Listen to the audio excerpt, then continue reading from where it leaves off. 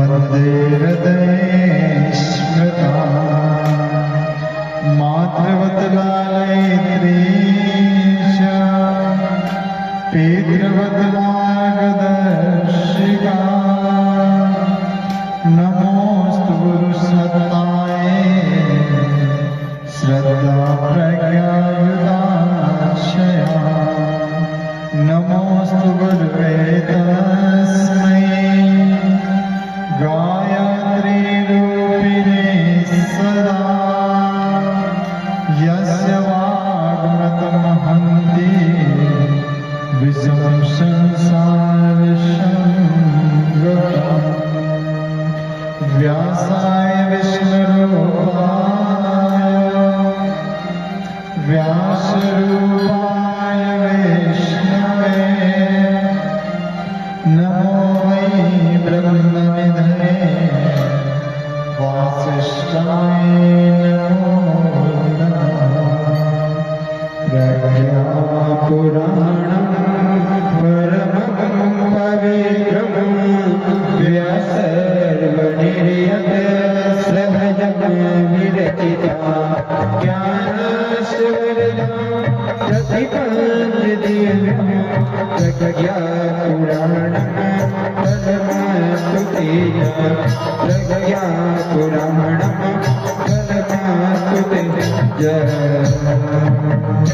जनकसुता जगजननी जानकी अतिशय प्रिय करुणाय धारके ताके युग कमल मनाय हो जासु कृपाने मनयति पाय बंधु पद परागा सुरुचि सुहास सहजे मंगल भवन अमंगल हारे प्रभु सुदर्शन अजर बिहारे महावीर बिनु बहुमाना राम काज यश आप बखाना सादर शिवहि नाथ अवमाना वरना विशद राम रघुनाथा सिया रामाय सब जग जानी करो प्रणाम जुग जुग पानी करो प्रणाम जुग जुग पानी माँ गायत्री दीजिए यह शाश्वत वरदान तीर बने मन साधना सेवा कर्म काम गुरुवर गुरुता दीजिए हे पावन श्री राम जन जन के सुख चैन कभी न लो विश्राम सदा भवानी दायनी शरण कराओ गणेश पांच देव रक्षा करे ब्रह्मा विष्णु महेश आधार शक्ति नमः जगत जननी नमः सद्गुरुदेवाय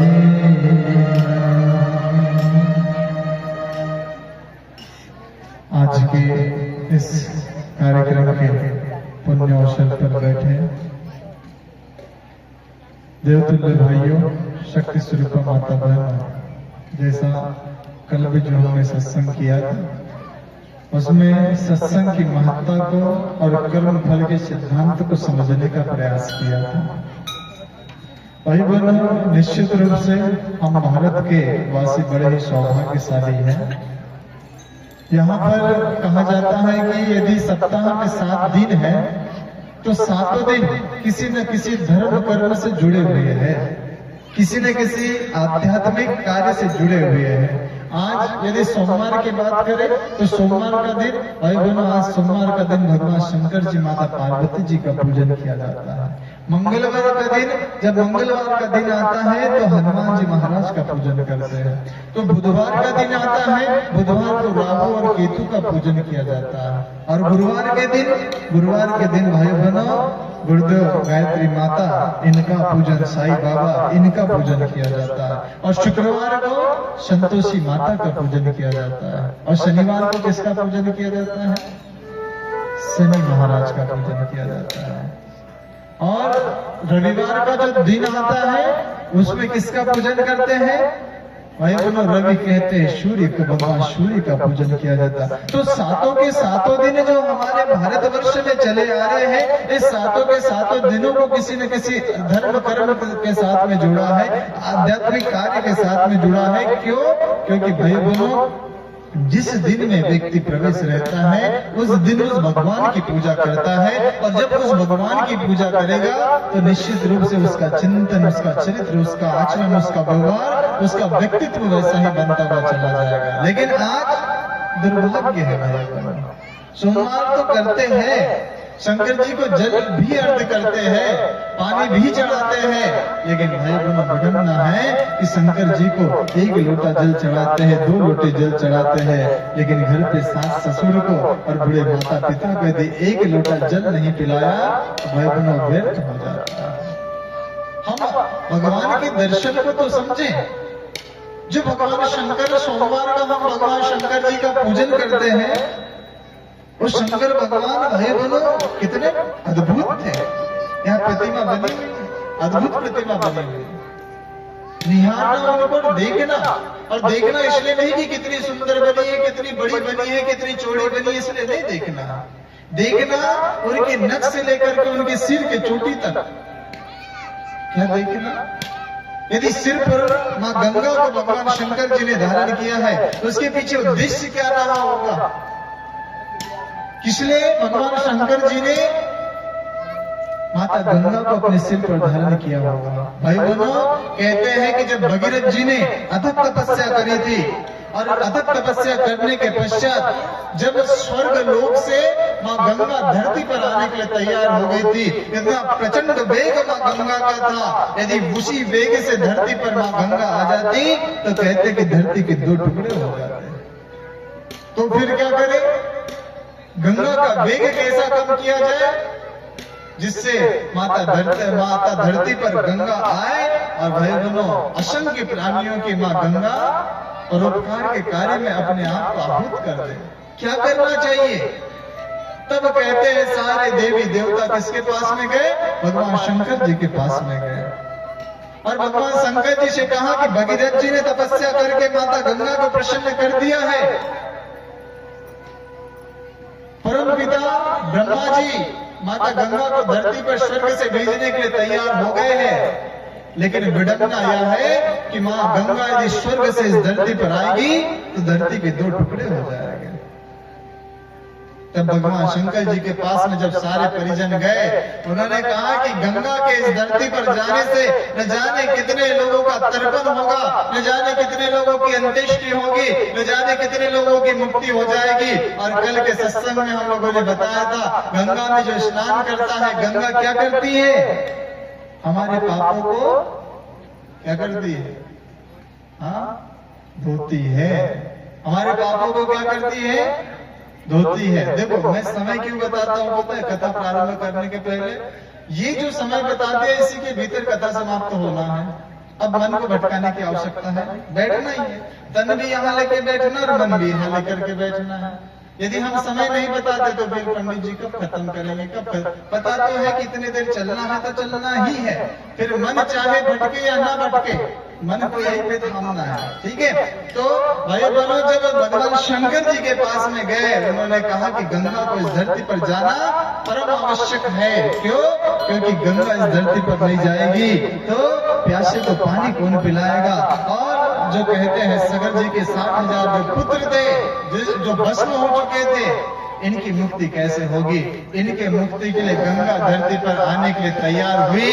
उन्होंने कहा कि ऐसी पतित पावनी गंगा जब इस धरती पर जाने के लिए तैयार है तो इस गंगा का वेग कम करने के लिए तो गंगा को अपने जटाओं में अपने सिर पर भी धारण करना पड़े तो उस गंगा को मैं अपने सिर पर धारण कर लूंगा। और भैया ब्रह्म कहते हैं कि भगवान शंकर जी ने माता गंगा को अपने सिर पर धारण कर। और जब भगवान शंकर जी ने गंगा को अपने सिर पर धारण किया तब से गोमुख गंगोत्री से लेकर के गंगा सागर तक जब गंगा जी गई तो न जाने कितने किसानों का जीवन नौनिहाल करते हुए गई। हम और आप जाते हैं गंगा जी के किनारों पर, वयोवनों, प्रयाग पर, न जाने हरिद्वार पर, न जाने कितने शहरों में कितने स्थानों पर कुंभ के मेले लगते हैं। असंख्य प्राणी जाते हैं, असंख्य संत महात्मा ऋषि मनुष्य सब लोग जाते हैं, गंगा में स्नान करते हैं, गंगा का पान करते हैं, अपने जीवन को धन्य बनाते हैं। गंगा में वयोवनों कितने सारे जीव जंतु रहते हैं, जलीय जीव जंतु अपने आप को धन्य और कृतार्थ महसूस करते हैं। भाई बहनों, ऐसी पतित पावनी गंगा को जब शंकर जी ने अपने ऊपर धारण किया, अर्थात जब शंकर जी ने अपने सिर पर गंगा को धारण किया तो शंकर जी की माता गंगा किस बात की प्रेरणा देती है? वो प्रेरणा देती है कि जैसे गंगा परोपकार करती है वैसे हम लोग भी परोपकारी बने। एक दिन ब्रह्म सरोवर ब्रह्मा जी के पास में शिकायत करने के लिए गए। बोले भगवान, गंगा भी आपकी बेटी, मैं भी आपका बेटा, लेकिन क्या बात है, गंगा को हर कोई पूजता है, गंगा की स्तुति करता है, उसमें स्नान करता है, लेकिन मेरे पास में कोई नहीं आता है, मेरे जल से कोई स्नान नहीं करता है। तब परम पिता ब्रह्मा जी ने कहा कि देख ब्रह्म सरोवर, गंगा जहां से बहती है वहां पर तीर्थ स्थान बन गए। गंगा जहां से बनी वहां से हजारों लाखों किसानों का जीवन नौनिहाल हो गया, लेकिन ब्रह्म सरोवर उन्हें अपने आसपास मेड़ बांध करके रखी हुई। सरोवर कैसा रहता है? चारों तरफ से बंधा हुआ रहता है, उसका जल कहीं नहीं जाता है। गंगा स्वयं चल करके भाइयों बहनों गंगा सागर में गई, लेकिन सरोवर की क्या विशेषता होती है, तालाब की क्या विशेषता होती है? तालाब कहीं जाता नहीं है, तालाब के पास में सभी लोगों को आना पड़ता है। इसलिए भाइयों बहनों, हम अपने आप को परोपकारी बनाएं।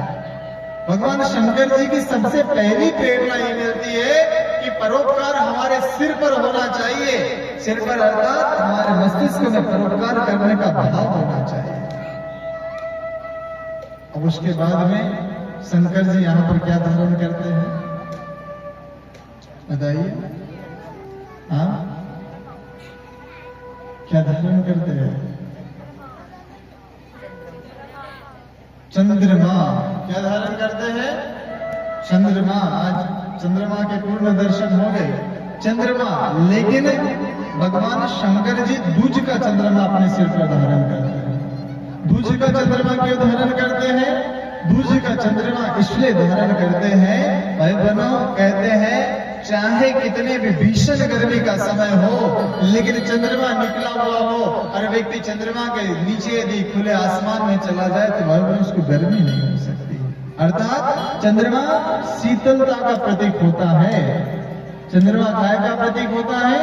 शीतलता का प्रतीक होता है। हमारा मस्तिष्क कैसा होना चाहिए? हमारा मस्तिष्क होना चाहिए भाई बहनों शीतल। आज तो हम बात में आग बबूला हो जाते हैं, बात में तेरी मेरी पर आ जाते हैं, बात में भाई बहनों क्रोध में आ जाते हैं, बात में झगड़े पर आ जाते हैं, बात में कलह पर आ जाते हैं। क्यों? इसलिए भाई बहनों क्योंकि यहाँ का चंद्रमा हमारा गड़बड़ हो गया। यहाँ पर चंद्रमा धारण करना था, यहाँ पर हमें सूरज धारण करना था। सूरज कहाँ धारण करना है? सूरज हमारे भुजाओं में, हमारे पैरों में धारण करना है। सूरज को मस्तिष्क पे धारण नहीं करना है। मस्तिष्क पे किसको धारण करना है? मस्तिष्क पर भाई बहनों चंद्रमा को धारण करना है, क्योंकि शीतलता हर किसी को पसंद आती है। हम लोग चिंतन करके देखें, विचार करके देखें कि भगवान ने इस मनुष्य के शरीर में 206 हड्डियां फिट करी है। कितनी? 206 हड्डियां। अब 206 हड्डियां फिट करी है तो परमात्मा यदि एक हड्डी का टुकड़ा इस जीभ के भीतर में फिट कर देता तो भगवान जो 206 हड्डियां इस मनुष्य के शरीर में फिट कर सकता था, उसके हड्डी के कारखाने में कमी पड़ जाती क्या? हाँ, क्यों? हड्डी कारखाने में कमी पड़ जाती? अरे संपूर्ण शरीर में 206 हड्डियां फिट कर सकता है, एक हड्डी का टुकड़ा जीभ में भी फिट कर देता तो उसके हड्डी के कारखाने में कोई कमी थोड़ी नहीं पड़ जाती। नहीं भाई, उस परमात्मा ने इस जीभ में हड्डी फिट नहीं करी है। क्यों फिट नहीं करी है? इस जीभ में हड्डी इसलिए फिट नहीं करी है क्योंकि जैसे जीभ मुलायम है वैसा हम मुलायम बोले और मुलायम खाए। जीभ के क्या काम होते हैं? 2 काम होते हैं, एक तो स्वाद लेने का, खाने का, और दूसरा बोलने का। इसके अतिरिक्त तो कोई काम है क्या? लेकिन भाइयों बहनों, आज क्या हुआ पता है आपको? आज हमें ना बोलना आ रहा है ना ही खाना आ रहा है। बोल रहे हैं तो ऐसा बोल रहे हैं, ऐसा बोल रहे हैं कि भाइयों बहनों, तलवार का घाव तो एक दिन सूख जाता है लेकिन जबान का घाव कभी सूखता नहीं है। तलवार का जो घाव हो गया है, डॉक्टर के पास में उसकी मरहम पट्टी इलाज है, दवाई गोली है, लेकिन जबान का घाव जो दिल के भीतर हो गया है उसकी कोई मरहम पट्टी नहीं है। इसलिए बोलना बहुत सोच समझ करके बोले तो कैसा बोले? मीठा बोले। वशीकरण एक मंत्र है, तजदे वचन कठोर। दूसरे को यदि अपने वश में करना है तो भाई बहनों, सबसे पहली शर्त है अपने जीभ को मीठा करना पड़ता है। नामकरण संस्कार होता है बच्चे का, तो नामकरण संस्कार में क्या करते हैं माता बहनें पता है? शहद चटाती है। क्यों? क्योंकि ये जीभ से शहद टपके, ऐसा बोले बच्चा। ऐसा बोले जैसे जीभ से शहद टपके, ऐसा बच्चा बोले तो भाई बहनों आनंद आ जाता है। और नहीं तो हम लोग ऐसा कड़वा बोलते हैं, ऐसा तीखा बोलते हैं कि भाई बहनों हमारे संबंध खराब होते तो है, लेकिन वो भी ऐसा संकल्प ले लेता है कि इस व्यक्ति से ज्यादा बोलना नहीं चाहिए। और जो कड़वा बोलता है ना भाई बहनों, उसके शत्रु अधिक और मित्र कम होते हैं। आप लोग चिंतन करके देखना, विचार करके देखना, जो जन्म से बोलता ही नहीं है, जो जन्म से बोलता ही नहीं है, उसका कोई शत्रु हो सकता है क्या? हाँ? अरे हमें तो बोलने की भगवान ने स्वतंत्रता दी है, लेकिन न जाने कितने शत्रुओं को लेकर के हम लोग घूम रहे हैं। हमारा कोई शत्रु हो सकता है लेकिन हम किसी के शत्रु ना हो भाई बहनों। लेकिन ये शुरुआत कहां से होती है? जीभ से शुरुआत होती है। और दूसरा क्या काम है जीभ का? दूसरा काम है खाना। आज खा रहे हैं तो ऐसा खा रहे हैं, न जाने भाई बहनों मुलायम वस्तु खाना चाहिए था, लेकिन आज मुलायम वस्तु हम लोग खा नहीं रहे। पिज्जा, बर्गर, न जाने क्या क्या फास्ट फूड, जंक फूड खा रहे हैं और भाई बहनों बीमारियों को न्योता दे रहे हैं। इसलिए ये जो चंद्रमा यहाँ पर धारण करना था, हम लोग चंद्रमा को धारण नहीं करता। अगला जो भगवान शंकर जी के स्वरूप को हम लोग देखें तो भगवान शंकर जी के स्वरूप में भाई बहनों कहते हैं कि भगवान शंकर जी के गले में क्या है? क्या धारण किया है? हाँ, वो तो माला के जैसा विष को धारण किया है। क्या धारण किया है? विष को धारण किया। क्यों विष को धारण किया है पता है? जीवन में बहुत सारी ऐसी बातें हो जाती है जो विष रूपी रहती है। अब ऐसे विष रूपी बातों को यदि जबान के बाहर निकाला तो समाज के लिए हानिकारक होगा, और स्वयं जबान के नीचे लिया, यदि कंठ के नीचे लिया तो लोगों खुद के लिए खतरनाक होगी। तो ऐसी जो विष रूपी बातें होती है उनको भगवान शंकर प्रेरणा देते हैं कि उन बातों को कहां पर धारण करना है? कंठ में धारण, न कंठ के नीचे और न ही कंठ के ऊपर। हमें भाई बहनों ऐसी विष रूपी बातों को अपने कंठ में धारण करके रखना है। यदि कंठ के बाहर निकलेगी तो समाज के लिए हानिकारक होगी, और कंठ के भीतर जाएगी तो भाई बहनों हमारे लिए हानिकारक होगी। तत्पश्चात भगवान शंकर ने अपने गले में भाई बहनों किसको धारण किया है? सर्प को धारण किया है। एक दिन सर्प भगवान शंकर जी के पास में गया, उन्होंने कहा कि बोले बाबा योनि दी तो ये सर्प की योनि दी। अरे पूरे शरीर को घिसट करके चलना पड़ता है, और पूरे शरीर को घिस के चलने के पश्चात मनुष्य को जब बाबा मैं दिख जाता हूँ ना, बड़े बड़े डंडे लेते हैं और मुझे मारने के लिए तैयार हो जाते हैं। तब भगवान शंकर ने कहा, बोले तू चिंता मत कर, तुझे मैं अपने गले का हार बनाऊंगा। और गले का हार किसे कहते हैं पता है? सबसे अति प्रिय वस्तु को अपने गले का हार कहा जाता है। और भाई बहनों, वो जिसे दुष्ट प्रवृत्ति का कहा जाता है, सांप जो है इशारा सहन नहीं करता है, इतना तेज प्रवृत्ति वाला भी जब भगवान शंकर के पास में जाता है तो भाई बहनों, भगवान शंकर शरणागतों को अपने शरण में लेते हैं। इसलिए भगवान शंकर ने कहा तू चिंता मत कर, जो मनुष्य डंडे लेकर के तुझे मारता है वही मनुष्य जब मेरे पास में मेरी पूजा करने आएगा तो मेरी पूजा के साथ साथ तेरी भी पूजा करेगा। और उस सर्प को भगवान शंकर ने अपने गले का हार बनाया, और भगवान शंकर जी की पूजा के साथ साथ उस सर्प का भी हम लोग पूजन करते हैं, नाग देवता का भी पूजन करते हैं। ये हुआ कैसे? जब सर्प ने भगवान शंकर जी को अपने आप को समर्पण कर दिया तो समर्पण करने के पश्चात वो सर्प पूजा योग्य हो गया, सर्प भी पूजा योग्य हो गया, सामान्य नहीं। बिच्छू गया भगवान शंकर जी के पास में, बोले बाबा योनि दी तो बिच्छू की, मनुष्य जब भी दिखलाओ पत्थर लेते हैं मारने के लिए तैयार हो जाते, बोले तू चिंता मत कर, तुझे अपने कानों का आभूषण बना लूंगा। उनको अपने कानों का आभूषण बना लिया भाई। भूत प्रेत पिशाच हाकिनी डाकिनी एक बार भगवान शंकर जी के पास में पहुंचे, बोले बाबा बड़े बड़े ज्योतिष बड़े बड़े तांत्रिक हमको बस में कर लेते हैं, जमीन में गड्ढा करके गाड़ देते हैं। उन्होंने कहा, बोले तुम भी चिंता मत करो, तुम्हें भी अपने बारातियों के साथ में शामिल कर लूंगा, अपने गणों में शामिल कर लूंगा। और भाई बहनों कहते हैं भगवान शंकर जी के लिए कि दुनिया जिसको ठुकराती है बाबा शंकर उसको अपना लेता है। ऐसा भाई बहनों भगवान शंकर जी का व्यक्तित्व होता है। आइए, आज सोमवार का पावन दिन है, भगवान शंकर जी का सुंदर सा गीत का हम लोग आनंद लेंगे। सभी लोग भगवान शंकर जी के इस गीत को हमारे साथ में आप सभी लोग गाएंगे और दोहराते भी भगवान शंकर जी का स्मरण आप सभी लोग करेंगे।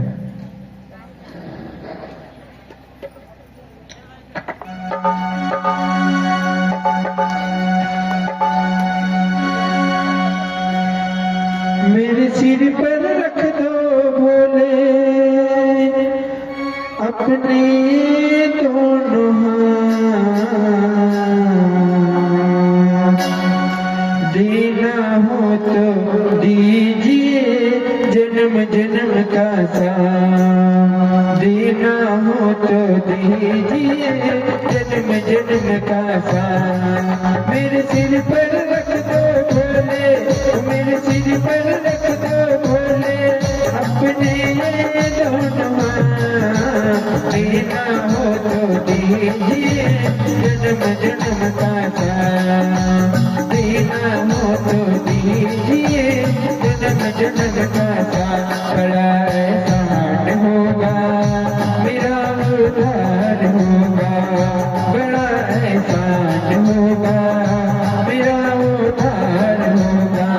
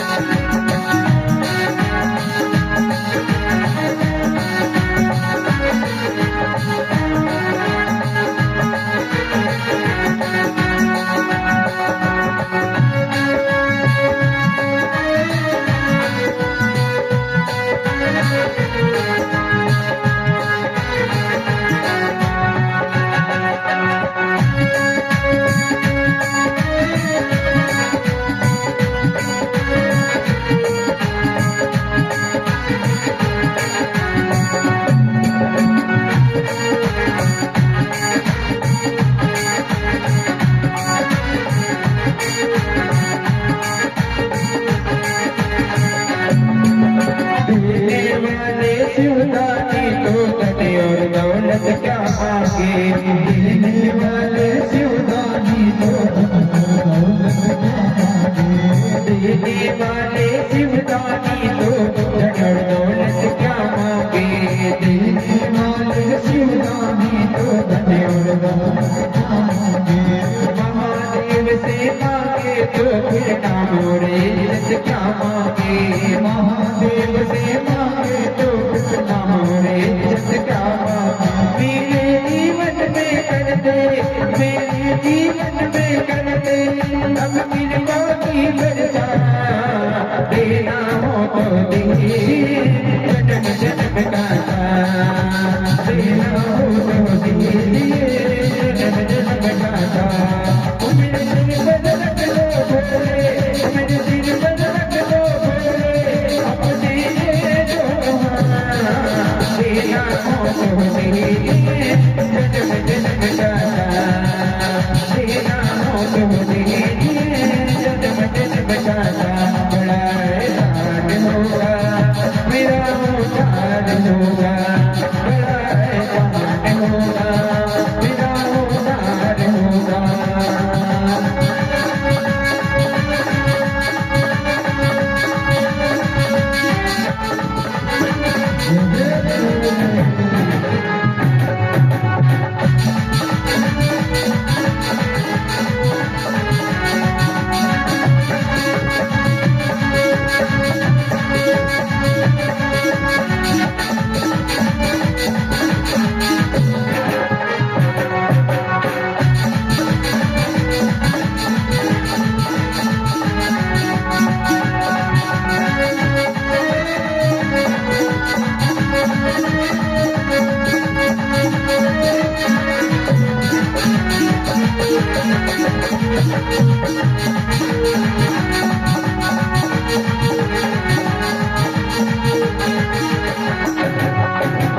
भोले तेरे चरणों की धूली धन दौलत से महंगी है। भोले तेरे चरणों की धूली धन दौलत से महंगी है। भोले तेरे चरणों की धूली धन दौलत से महंगी है। भोले तेरे चरणों की धूली धन दौलत से महंगी है। लेकिन तेरे कृपा की बाबा में जत से महंगी है। लेकिन तेरे कृपा की बाबा में जत से महंगी है। मेरे दिल की तमन्ना यही है, मेरे दिल की तमन्ना यही है, कर सेवत दिन रात। देना हो तो दीजिए जन्म जन्म का साथ। देना हो तो दीजिए जन्म जन्म का साथ। बड़ा एहसान होगा मेरा उद्धार होगा। बड़ा एहसान होगा मेरा उद्धार होगा। मेरे सिर पर रख दो भोले, मेरे सिर पर रख दो भोले, अपने जो देना हो तो दीजिए जन्म जन्म का साथ। देना हो तो दीजिए जन्म जन्म का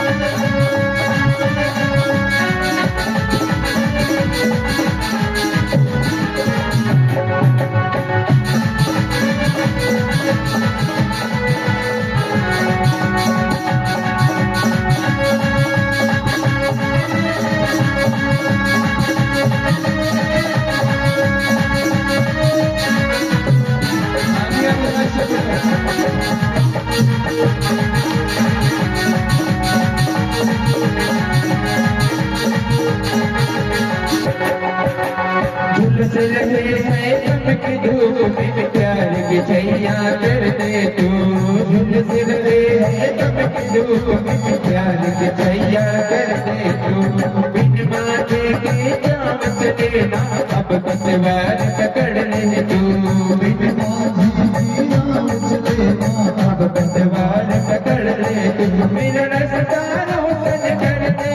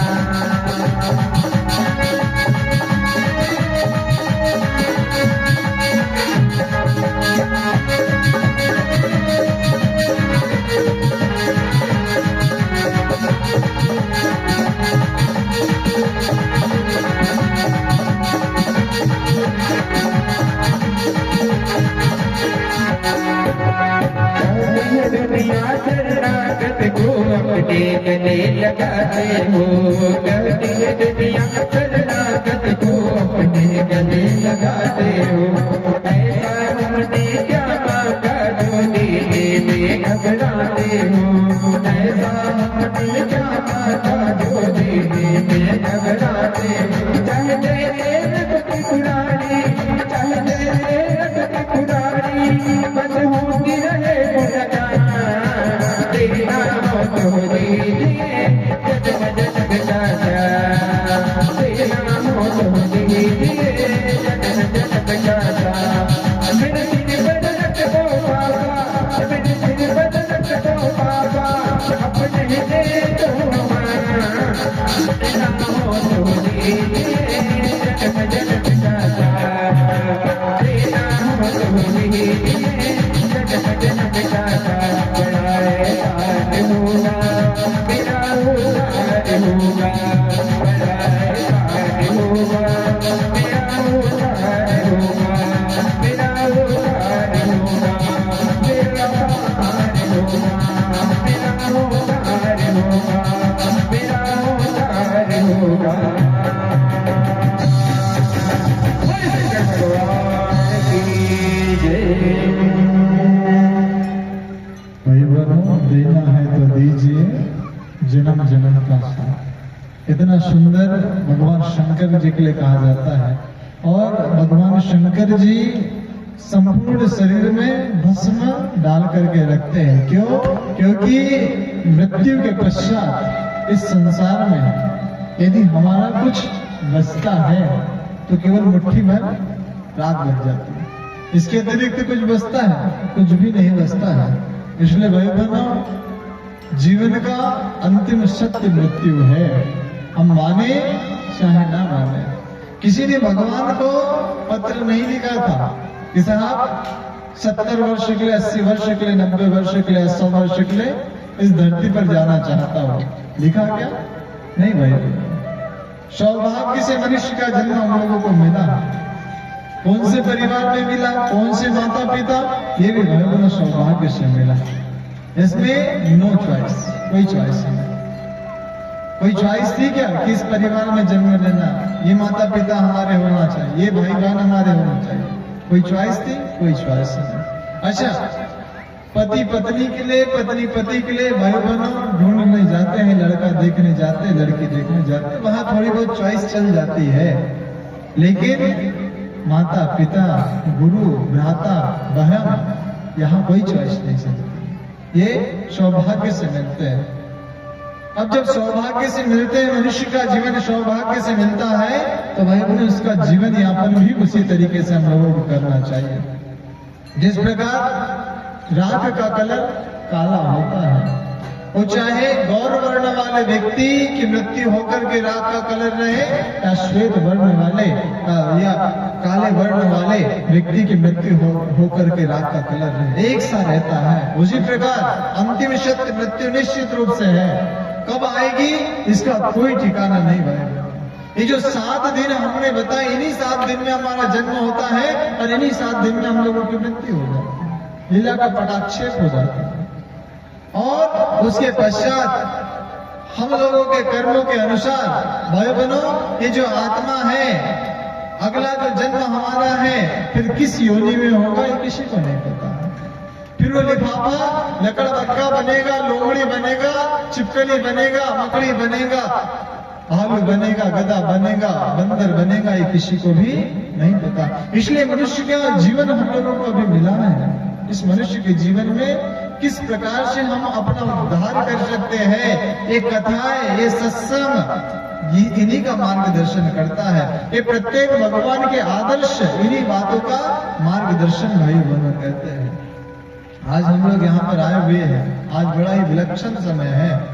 यज्ञ में आए हैं, भगवान से हम कोई ना कोई हम लोगों का मांगने का क्रम रहता है। इन बातों को हम लोग समझ ले कि भगवान से मांगे क्या। भगवान शंकर जी ने से जब तप तपस्या करके भस्मासुर ने क्या वरदान मांगा था? क्या मांगा था? मैं जिसके भी सिर पर हाथ रखूं वो कैसा हो जाए? भस्म हो जाए। बड़े बड़े महात्मा, बड़े बड़े संत भाई बहनों तपस्या करते हैं तो परमार्थ के लिए करते हैं। लेकिन कुछ व्यक्ति कुछ सिद्धियां हासिल करते हैं किस लिए? दूसरे को परेशान करने के लिए। कुछ तांत्रिक कुछ सिद्धियां हासिल करते हैं किसके लिए?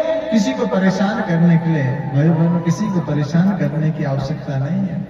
संत महात्मा सिद्धि जब प्राप्त करते हैं तो परमार्थ के लिए करते हैं, लोगों के दुखों को दूर करने के लिए करते हैं।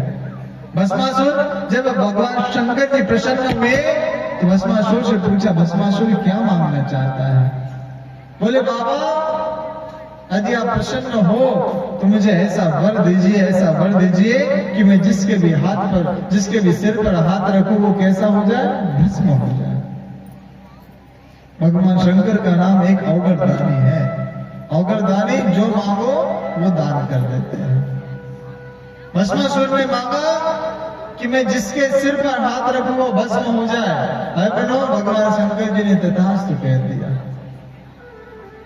अब भस्मासुर ने कहा कि बाबा जो वरदान आपने मुझे दे दिया है कि जिसके सिर पर हाथ रखो वो भस्म हो जाए, लेकिन मैं देखूं कैसे कि ये वरदान सफल है या सार्थक है या असफल है? भगवान शंकर ने कहा, अपने सिर पर हाथ रख करके देखिए। लेकिन भाई बहनों, भस्मासुर ने कहा कि जब मैं अपने सिर पर हाथ रख लूंगा तो मैं स्वयं भस्म हो जाऊंगा।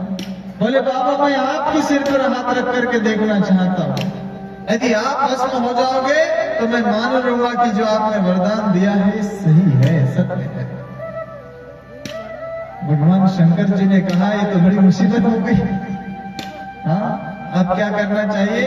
तो भाइयों बहनों, कहते हैं कि भस्मासुर से बचने के लिए भगवान शंकर भागते हैं पहाड़ों से।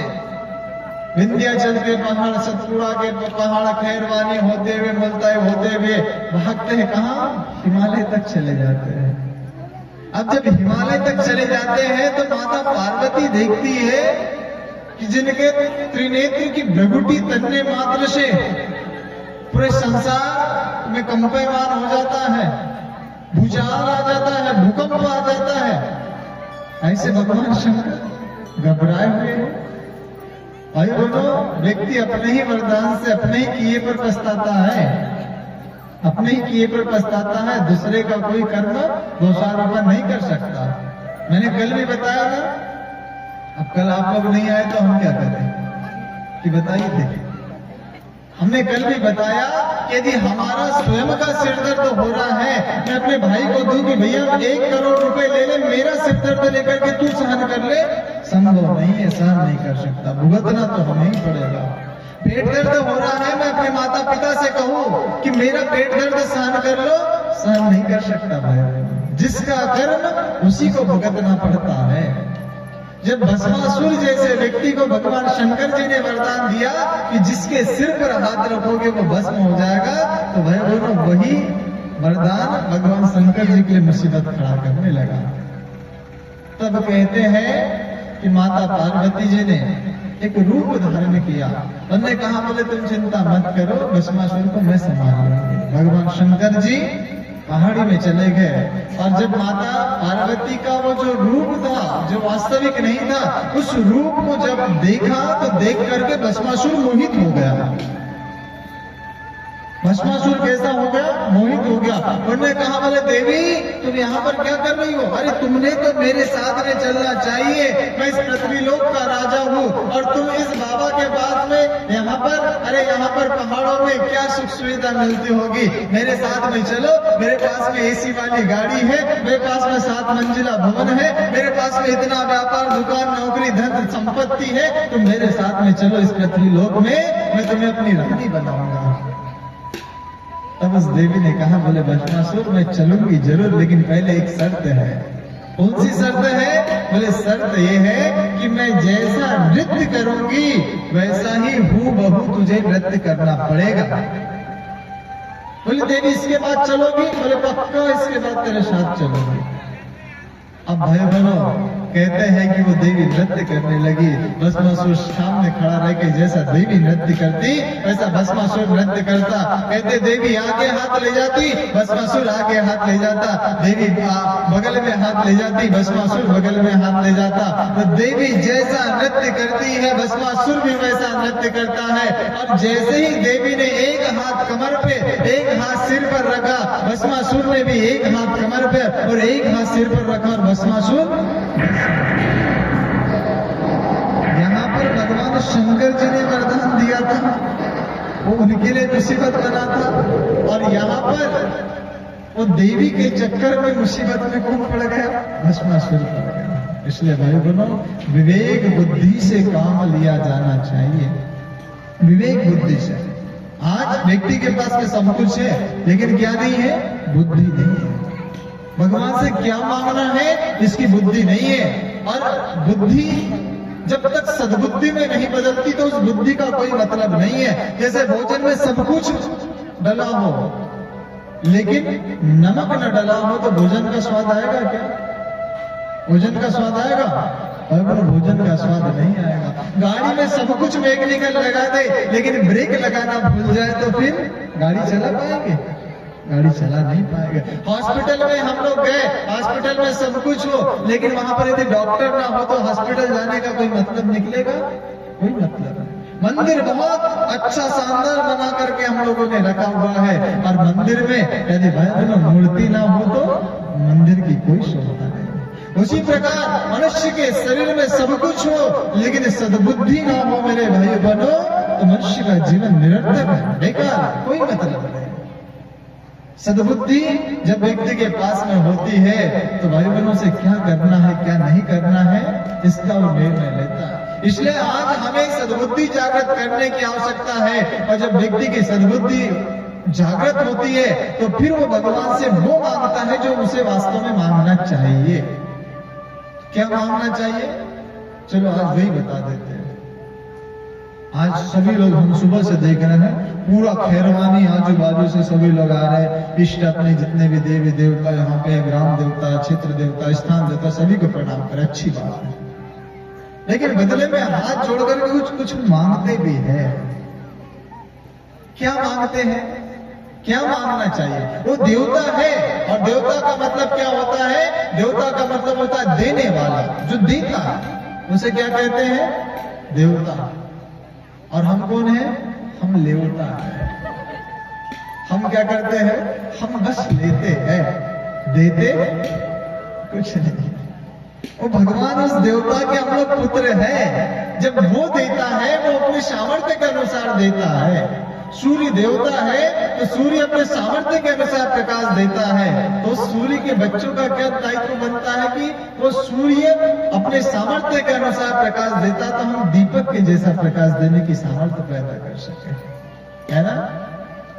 इसलिए भयभ्रो सद्बुद्धि का होना परम आवश्यक है। तो एक हम आपसे निवेदन करेंगे कि भगवान से क्या मांगना है। जब भी दोनों हाथ भगवान के सामने जोड़ो तो सबसे पहले प्राथमिकता पर क्या रखना? हे भगवान देना है तो पहला सुख क्या देना? निरोगी काया देना। क्या देना? निरोगी।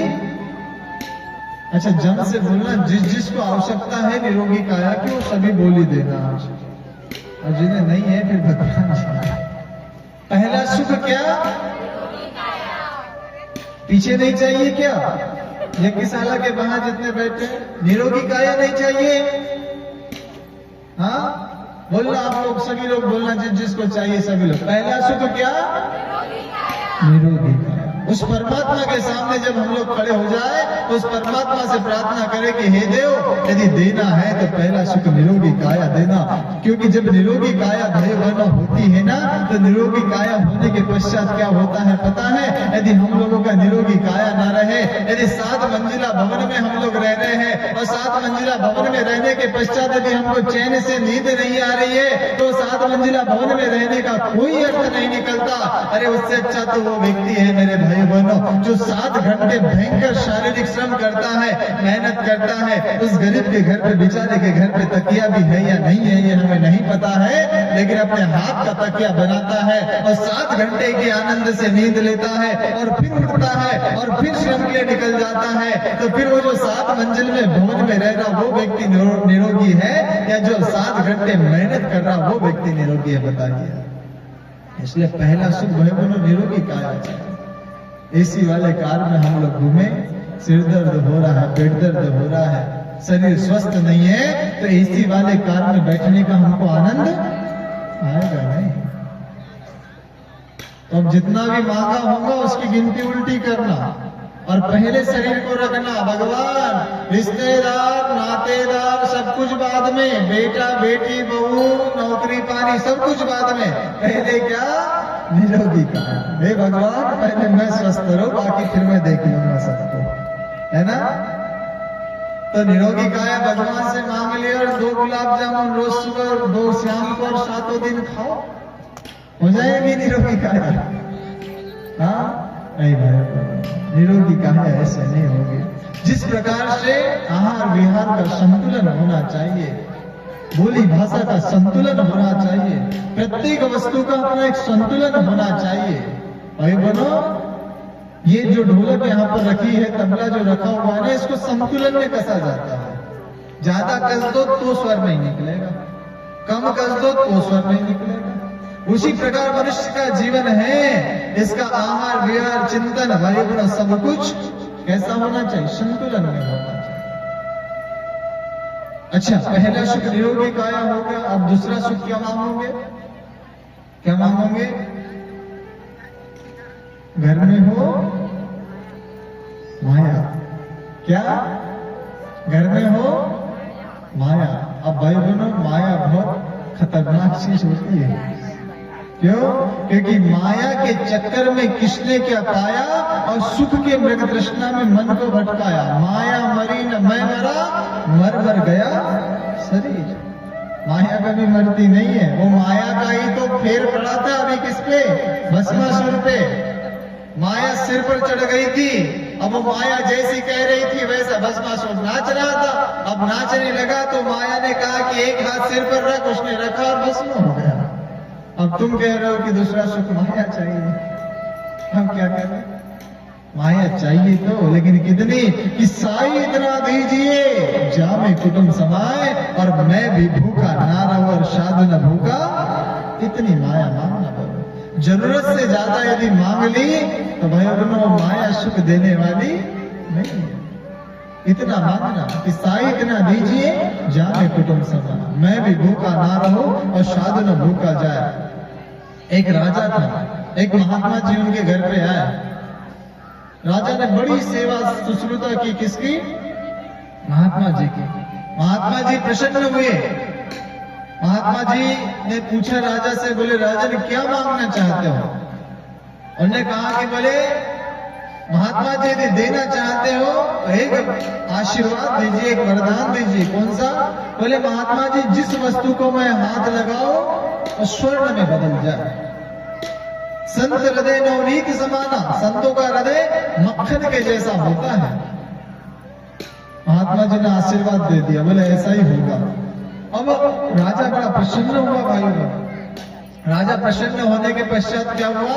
जब राजा प्रसन्न हुआ तो राजा ने सोचा कि चलो जो महात्मा जी ने आशीर्वाद दिया है उसका प्रयोग किया जाए। जिस कुर्सी पर राजा बैठा हुआ था उस कुर्सी को हाथ लगाया तो कुर्सी काय में बदल गई? सोने में बदल गई। सामने टेबल रखा हुआ था, टेबल को हाथ लगाया, टेबल काय में बदल गया?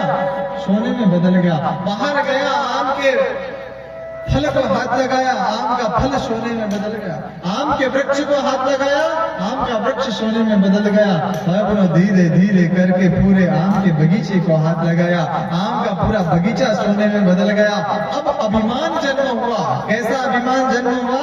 अरे रावण की लंका सोने की थी, मेरे पास तो वरदान है कि मैं जिस वस्तु को हाथ लगाऊंगा उसको सोने में बदल दूंगा। अर्थात राजा से, रावण से बढ़कर के सोने की साधन सामग्री मेरे पास में हो जाएगी। दिन भर भाई बनो हाथ लगाता रहा, सोना बनाता रहा, हाथ लगाता रहा, सोना बनाता रहा।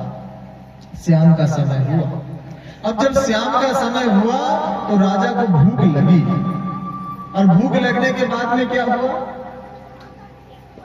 महारानी के पास में गया, बोले देवी भोजन की व्यवस्था बनाओ। अब भोजन की व्यवस्था बनाई, राजा व्यक्ति 56 प्रकार का षड्रस युक्त भोजन बनाया गया, पूरा राजसिक ठाट बाट में भोजन बनाया गया। और जब 56 प्रकार का षड्रस युक्त भोजन बनाया गया तो जैसे ही राजा ने अपने हाथों से रोटी को तोड़ा तो रोटी काय में बदल गई, बोलो, सोने में बदल गई। और सोने की कोई रोटी खा सकता है? हाँ, सोने की कोई रोटी खा नहीं सकता, और खा ले तो पचा नहीं सकता। तो अब क्या करे? तो भाई बहनों कहते हैं कि सोने की जो रोटी खा नहीं सकता, पचा नहीं सकता, महारानी सामने बैठी हुई थी, बोले देवी आप भोजन कराओ। उन्होंने कहा कि बोले अभी तक तो राजा स्वयं भोजन कर लेते थे, अब मुझे कह रहे कि आप भोजन कराओ। छोटा सा 2 साल का बच्चा रानी के गोद में बैठा हुआ था, बोले पहले बच्चों को संभालो तो भोजन कराओ। रानी को पता नहीं था कि ऐसी ऐसी रामलीला चली है सुबह से। अब भाई ने लिया और बच्चे को राजा के गोद में बिठाला। छोटा सा बच्चा 2 साल का, प्यारा सा, सुंदर सा। कौन पिता होगा, कौन निर्दय पिता होगा कि भाई तो बिना दुलार किए, बिना प्यार किए, बिना लाड़ किए उस बच्चे को रह सकते।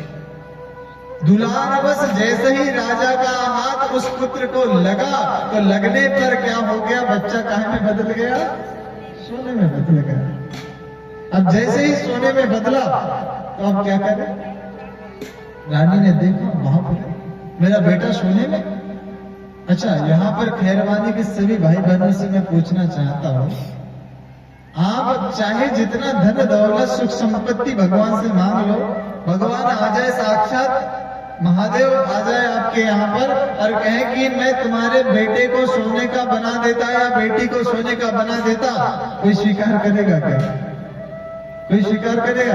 जीवन भर गरीबी में जीवन जीना पसंद कर लेंगे, लेकिन अपने बेटे बेटी को कोई सोने का देखना पसंद नहीं करेंगे। इसलिए भाइयों बहनों, जैसे ही रानी ने देखा अरे मेरा बच्चा सोने में बदल गया, कोई भी भाई बहन अपने बच्चे को खेलता कूदता नाचता गाता माता पिता भ्राता यही बोलता हुआ पसंद करेगा, कोई सोने में बदलता हुआ देखना नहीं पसंद करेगा। जैसे ही इतना विभत्स नजारा महारानी ने देखा, महारानी इतना विभत्स नजारा देख करके बेहोश हो गई। अब बेहोश हो गई तो बेहोश होने के पश्चात दौड़ते हुए राजा और रानी के पास में गया, बोले देवी क्या हो गया? राजा के पसीने छूटे, रानी को उठाने लगा और जैसे ही रानी को हाथ लगा करके उठाने लगा तो रानी गाय में बदल गई, सोने में बदल गई। अब भाई बहन, खाने की रोटी सोने की, बच्चा सोने का, पत्नी सोने की। अब क्या करेगा सोने का? क्या करेगा सोने का? गया महात्मा जी के पास में, जिस महात्मा जी ने आशीर्वाद दिया था, बोले महात्मा जी बहुत बड़ी गलती हो गई। क्या गलती हो गई? बोले महात्मा जी आपने कहा था कि बेटा मांग ले, क्या मांगना चाहता है?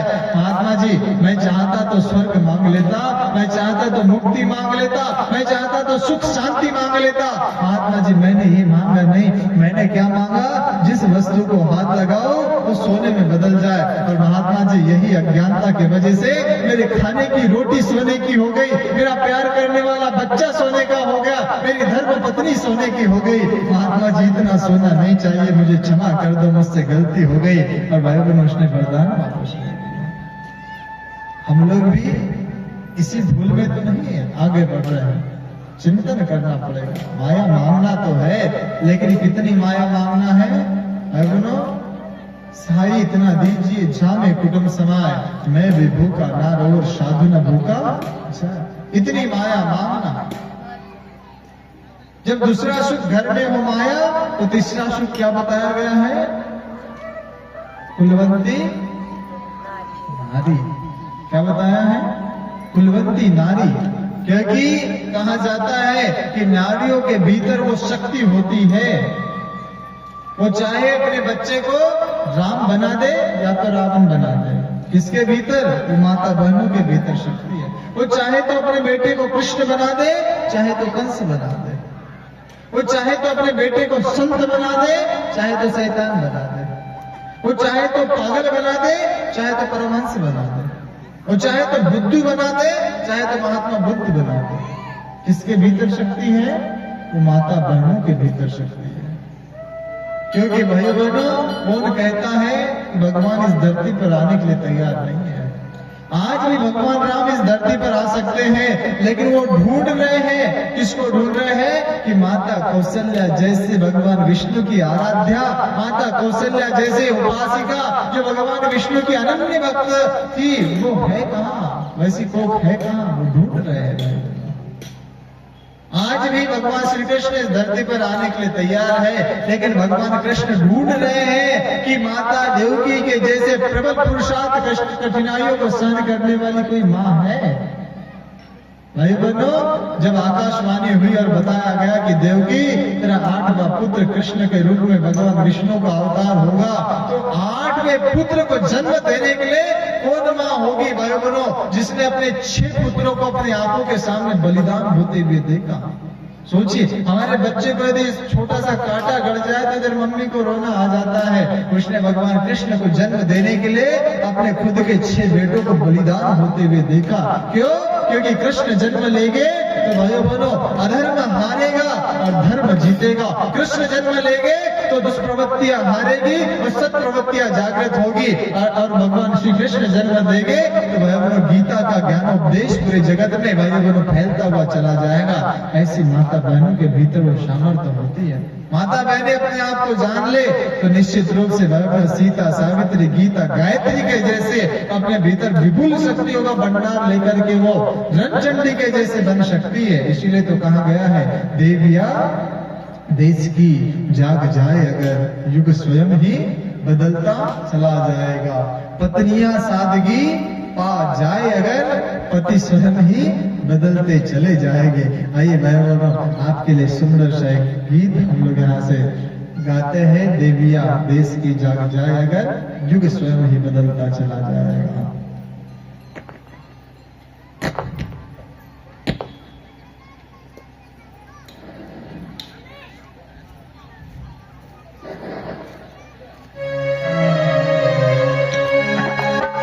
बोली प्रज्ञा पुराण की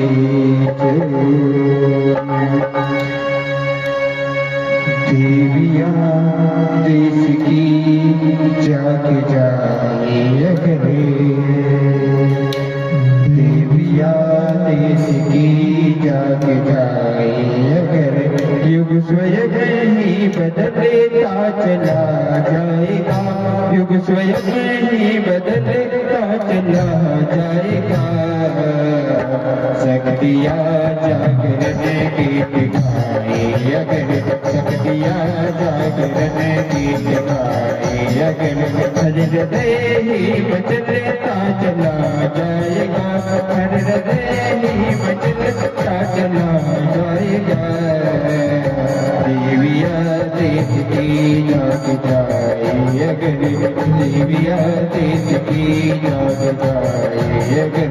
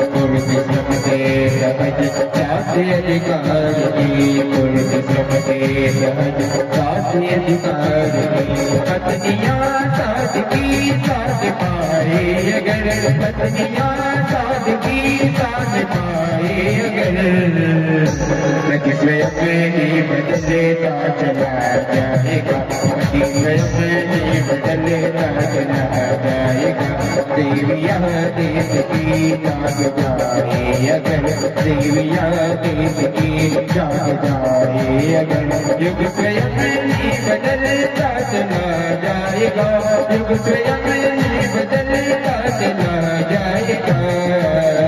शक्तियाँ जागरण गीत गाए अगर, शक्तियाँ जागरण गीत गाए अगर।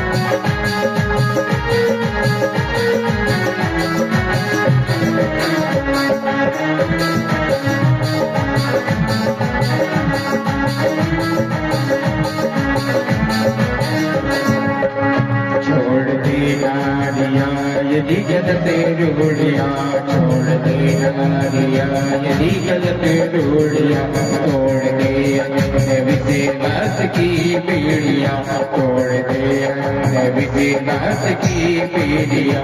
नारियात सुविधाएं मिटाई अगर, नारियात सुविधाएं मिटाई अगर, रब का जब निकलता चला जाएगा, रब का जब निकलता चला जाएगा। देविया देश की जाग जाए अगर, देविया देश की जाग जाए अगर, युग स्वयं ही बदलता चला जाएगा, युग स्वयं ही बदलता चला जाएगा। शक्तियाँ जागरण गीत गाए अगर, शक्तियाँ जागरण गीत गाए अगर।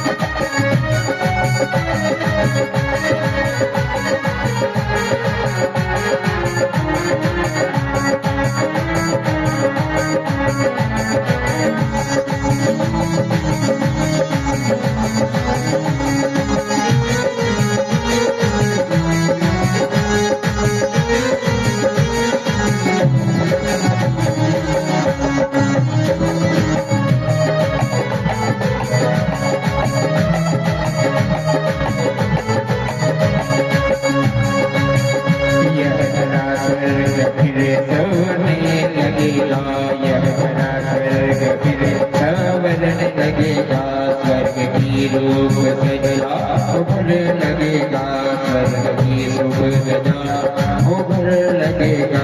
देविया दिव्य चिंतन जगाए अगर, देविया दिव्य चिंतन जगाए अगर, हर मन जो देव बनेगा चला जाएगा, हर मन जो देव बनेगा चला जाएगा।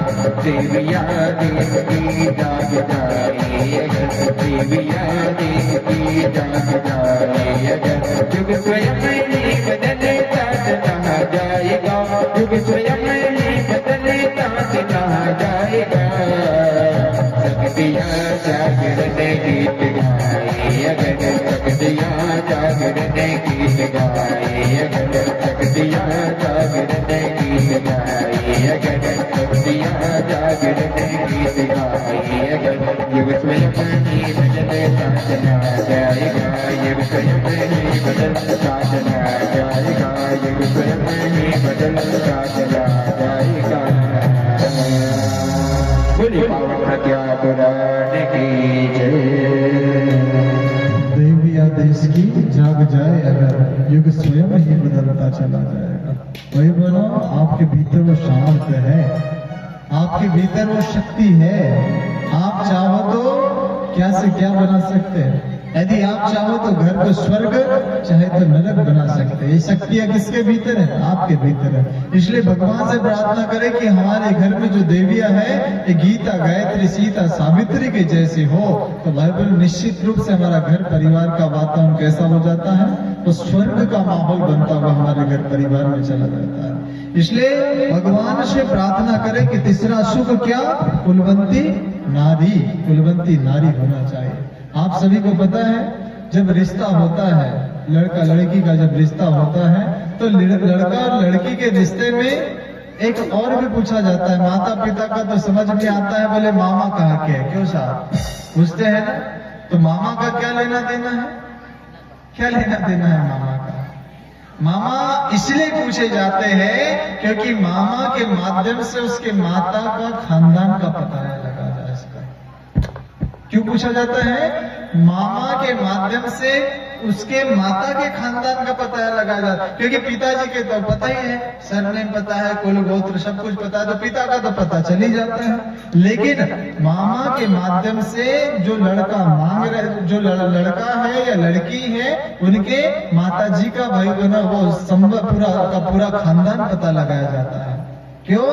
क्योंकि जिस प्रकार से उस घर परिवार का वातावरण रहता है, निश्चित रूप से वही संस्कार उसके घर के बेटे या बेटी में पड़ते हैं। इसलिए माता पिता दोनों की खानदान को चेक किया जाता है, तब जाके फिर लड़का या लड़की के रिश्ते तय होते हैं। इसलिए तीसरा सुख कुलवंती नारी होता है, क्योंकि विवाह के पहले का जीवन अलग और विवाह के पश्चात का संपूर्ण जीवन अलग हो जाता है। इसलिए भाई बहनों, कुलवंती नारी का अर्थ क्या है, जिसमें रूप के साथ साथ गुण हो, जिसके साथ में सुंदरता के साथ साथ में भाई बहनों अच्छाइयाँ हो, नैतिकता हो, सदासहिता हो, ममता हो, करुणा हो, दया हो, वात्सल्य हो, इसको कुलवंती नारी कहते हैं। और चौथा सुख क्या बताया गया है, चौथा सुख पुत्र कैसा होना चाहिए, पुत्र हो आज्ञाकारी या संस्कारी। क्योंकि भाई बहनों, पूत कपूत तो का धन संचय और पूत सपूत तो का धन संचय। यदि आपका बेटा कुपुत्र है तो भी धन संचय करने की आवश्यकता नहीं है, और बेटा यदि सुपुत्र है तो भी धन संचय करने की आवश्यकता नहीं है। क्यों आवश्यकता नहीं है? यदि कुपुत्र है तो चाहे कितना धन कमा करके रखा हो, बर्बाद करने में कोई समय नहीं लगता। और यदि सुपुत्र है तो चाहे धन का एक दाना ना हो, लेकिन भाई बहनों कमाने में कितना समय लगता है। इसलिए आप लोगों से मैं निवेदन करना चाहता हूँ, अपने बेटे को एक डॉक्टर बनाइए, बहुत अच्छी बात है, एक कलेक्टर बनाइए, बहुत अच्छी बात है, एक वकील बनाइए, बहुत अच्छी बात है, एक इंजीनियर बनाइए, बहुत अच्छी बात है, एक नेता बनाइए, बहुत अच्छी बात है, लेकिन सबसे पहले एक अच्छा इंसान बनाइए भाई बहनों। एक अच्छा इंसान यदि आपने अपने बेटे को बना लिया तो एक अच्छा डॉक्टर बन जाएगा, एक अच्छा कलेक्टर बन जाएगा, एक अच्छा अधिकारी बन जाएगा, एक अच्छा वकील बन जाएगा, एक अच्छा भाई बहनों सब कुछ बन जाएगा। लेकिन एक अच्छा इंसान बनाने की जवाबदारी किसकी है? एक अच्छा इंसान बनाने की जवाबदारी हम लोगों की, हम लोगों की एक अच्छा इंसान बनाने की जवाबदारी है। चार माताएं बाजार का थैला लेकर के बाजार करके अपने घर आ रही थी। यहाँ बाजार कहाँ लगता है? कौन से गांव में? यही लगता है खैरवानी में। खैरवानी से बाजार करके अपने अपने घरों को जा रही थी। मान के चलो वर्धा जी के तट पर बाजार लगता है। अब माताएं जब जा रही है बाजार करके, चारों माताएं अपने अपने बेटों की बात कर रही है। बोले पता है मेरा बेटा इतना बड़ा डॉक्टर है, अरे 1 लाख रुपए महीने के कमाता है।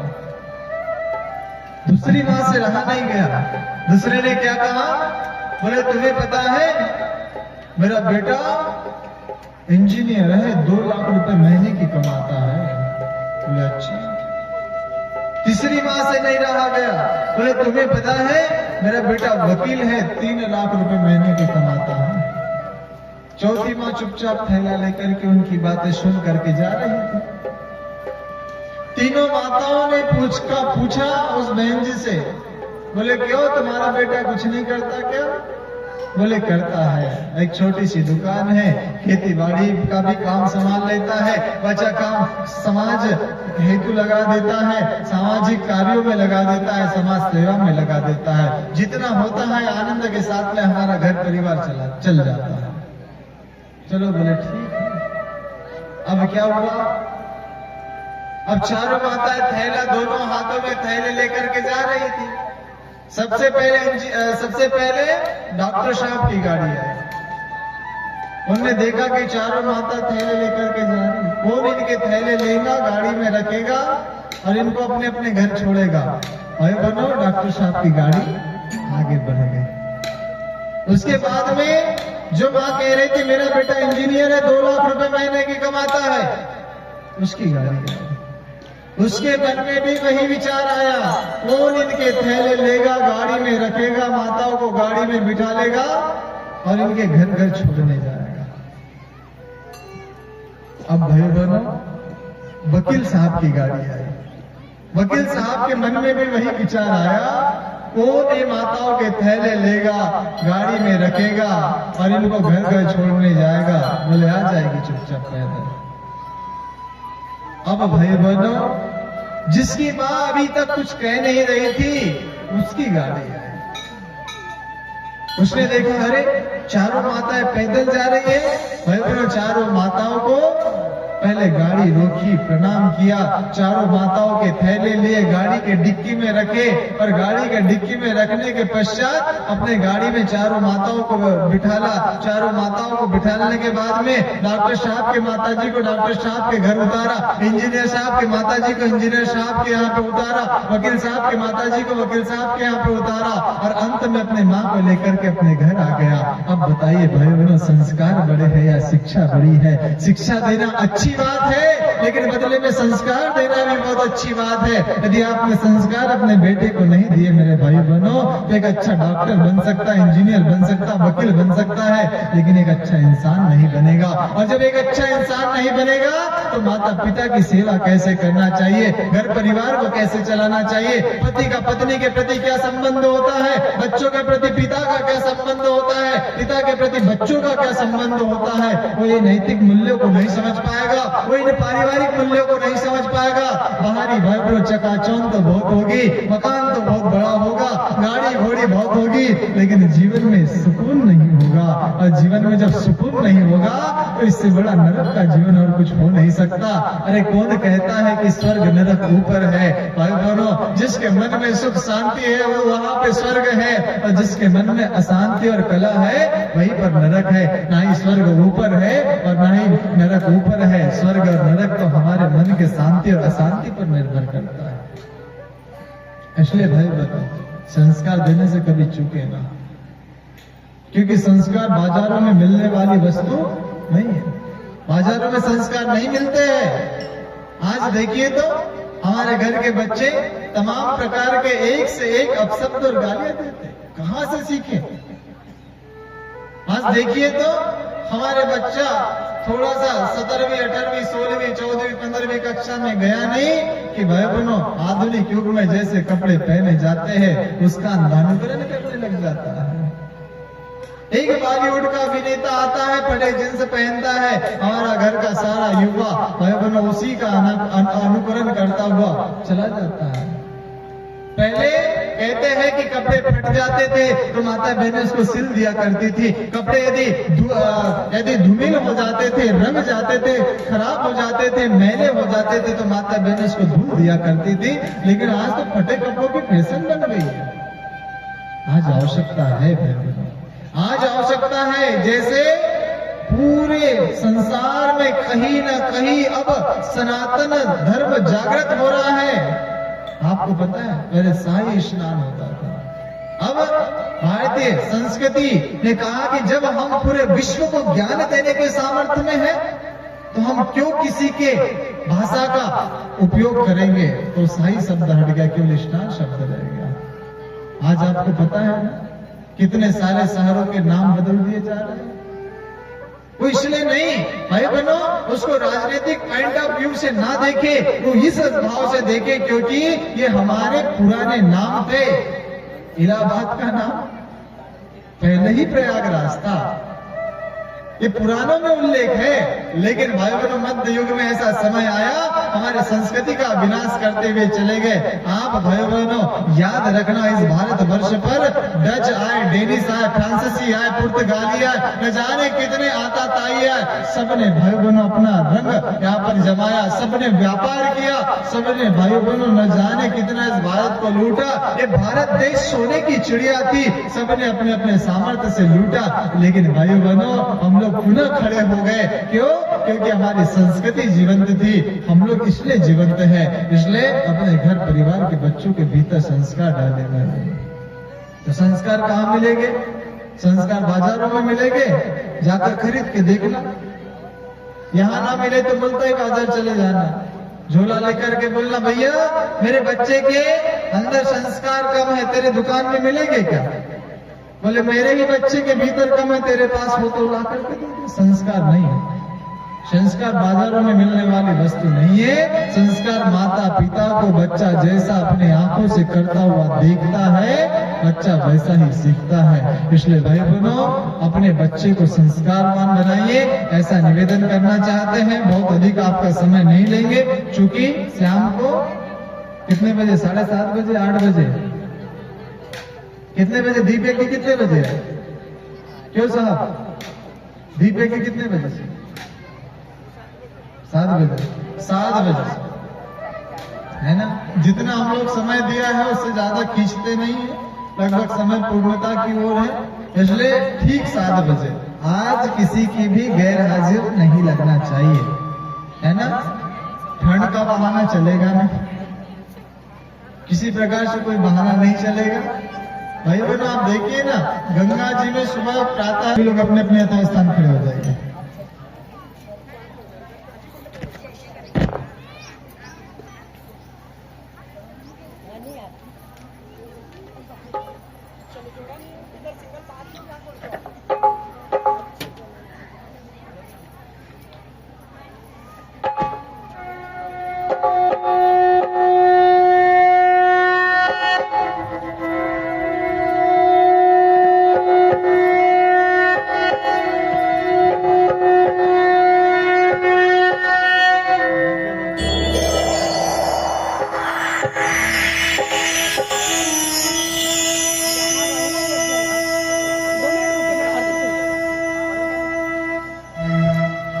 बोलिए कि भगवान की जय।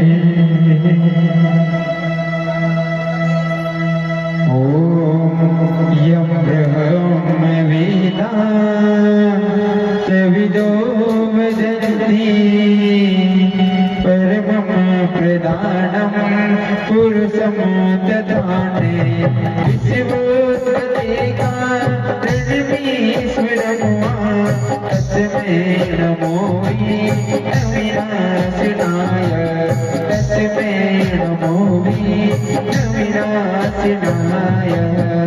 ओम यं ब्रह्मा वरुणेन्द्र रुद्र मरुद्गः ईश्वरवती देवी स्तवैः वेदैः सामप्रमोपनिषदैः गायत्री यं सामगः ध्यानावस्थितगतेन मनसः पश्यन्ति यं योगिनः यस्यान्तं विदुषरासुरगणः देवायै तस्मै नमः देवायै तस्मै नमः।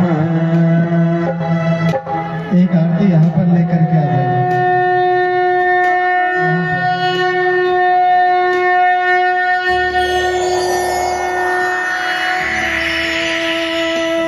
श्री प्रज्ञा पुराण प्रभु जी की है आरती।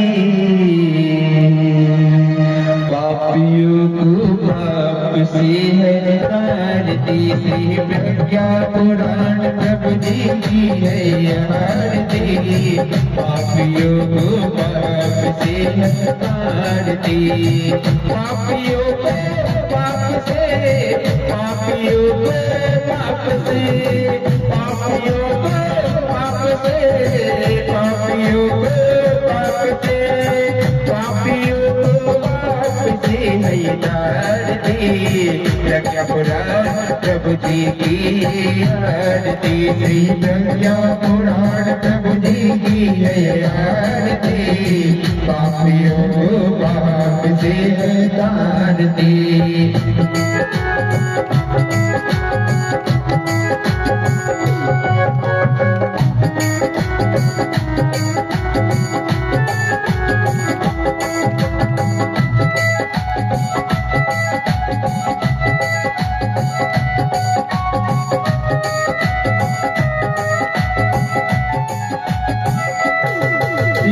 अमर ग्रंथि मुक्त करती पंच पुनीत निराला नव ज्योति जगाने वाला ये अमर ग्रंथि मुक्त करती पंच पुनीत निराला नव ज्योति जगाने वाला ये अमर ग्रंथि मुक्ति करती पंच पुनीत निराला नव ज्योति जगाने वाला ये अमर ग्रंथि मुक्ति करती पंच पुनीत निराला नव ज्योति जगाने वाला हरि नाम यही हरि नाम यही हरि नाम यही हरि नाम यही जग मंगल की आरती बापियों को बापसी है जगया पुराण प्रभु जी आरती बापियों को बापसी है जगया पुराण प्रभु जी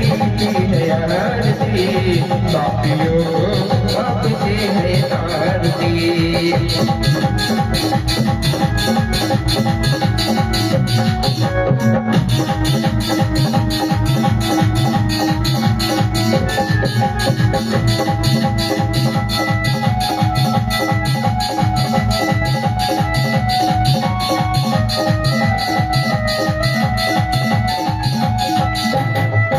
ये शांति गीत पावन पुनीत पापों को मिटाने वाला हरि दर्श कराने वाला ये शांति गीत पावन पुनीत पापों को मिटाने वाला हरि दर्श कराने वाला ये शांति गीत पावन पुनीत पापों को मिटाने वाला हरि दर्श कराने वाला ये शांति गीत पावन पुनीत पापों को मिटाने वाला हरि दर्श कराने वाला यह सुख करनी यह दुख हरनी यह सुख करनी यह दुख हरनी श्री मधुसूदन की आरती बापियों को बापसी है आरती जगया पुराण प्रभु जी की है आरती बापियों को बापसी है आरती जगया पुराण प्रभु जी की है आरती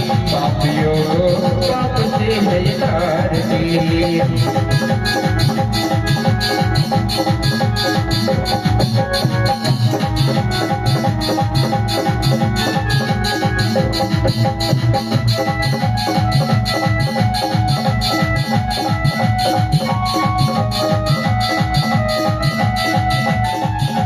ये मधुर बोल मधुपद खोल सतमान दिखाने वाला बिगड़ी को बनाने वाला ये मधुर बोल मधुपद खोल सतमान दिखाने वाला बिगड़ी को बनाने वाला ये मधुर बोल मधुपद खोल सतमान दिखाने वाला बिगड़ी को बनाने वाला ये मधुर बोल मधुपद खोल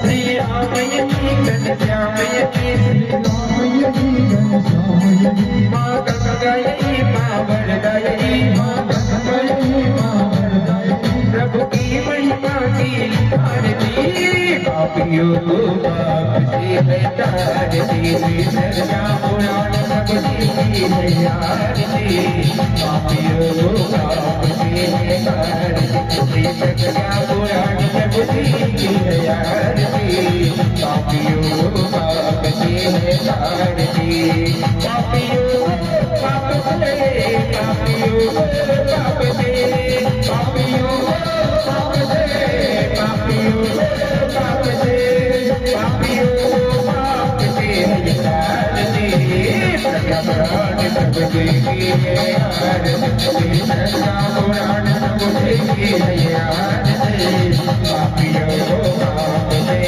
आरती जगया पुराण प्रभु जी की है आरती पापियों को पाप से आरती ठाकुर गौरव गंगा विकार सितार सारण के कल्याण सावित जगत जान से सगुणानी से काल माला काल काले काल माला दिगंबरा दिगंबरा दिगंबरा नमस्ते शिवाय ओम नमः शिवाय तमेव माता पिता तमेव वन्दते सदा तमेव वेद्याधं तमेव सर्वं तमेव देव तमेव सर्वं तमेव देव गुरुर्ब्रह्मा गुरुर्विष्णु गुरुर्देवो महेश्वरा गुरुर्साक्षात् परब्रह्म तस्मै श्री गुरुवे नमः तस्मै श्री गुरुवे नमः अद्वैतं केशवं विष्णुदामोदरं राम नारायण जानकी हरे राम राम राम हरे हरे हरे कृष्ण कृष्ण हरे हरे हरे राम राम राम हरे हरे हरे कृष्ण कृष्ण कृष्ण हरे हरे हरे राम राम राम हरे हरे हरे कृष्ण कृष्ण हरे हरे हरे राम राम हरे हरे हरे कृष्ण कृष्ण कट कट बंदित काले गोकुल के राजा मेरी अखियाँ तरस गई अब तो आजा कट कट बंदी वाले गोकुल के राजा मेरी अखियाँ तरस गई अब तो आजा राधे कृष्णा हरे हरे राधे कृष्णा हरे हरे राधे कृष्णा हरे हरे राधे कृष्णा हरे हरे राधे कृष्णा हरे हरे राधे कृष्णा कृष्णा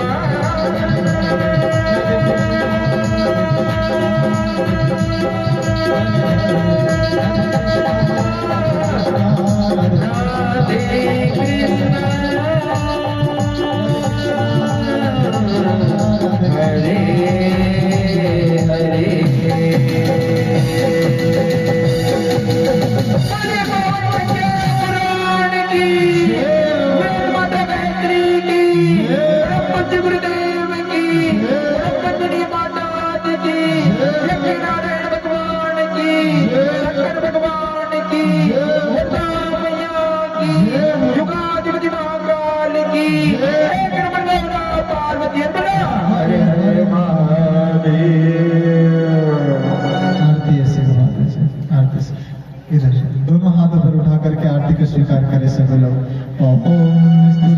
मया वृदा वेद माता प्रचोदयतां पावमानि द्विजाणाम् आयु प्राणां प्रजां पशुं कीर्तिं द्रविणं ब्रह्मवर्चसा मह्यं दत्त्वा व्रजत ब्रह्मलोकम्। आरती की दिव्यता को तेजस्विता को स्वीकार करना अंगीकार करें। सीधे हाथ से परिक्रमा ले घूम जाइए। ओम यानि कानि च पापानि ज्ञाता ज्ञातानि च तानि सर्वाणि नश्यन्ति प्रदक्षिणां पदे पदे प्रदक्षिणां पदे पदे। जल का पात्र ले लीजिए। पांचों कुंड पे जल का सिंचन, सभी के ऊपर जल का सिंचन। तत्पश्चात पुष्पांजलि होगी। अक्षत पुष्प सभी को दे दे। सभी लोग यहाँ पर पावन पुराण पर अक्षत पुष्प समर्पित करके प्रणाम करके प्रसाद ले करके अपने घर पर जा सकते हैं।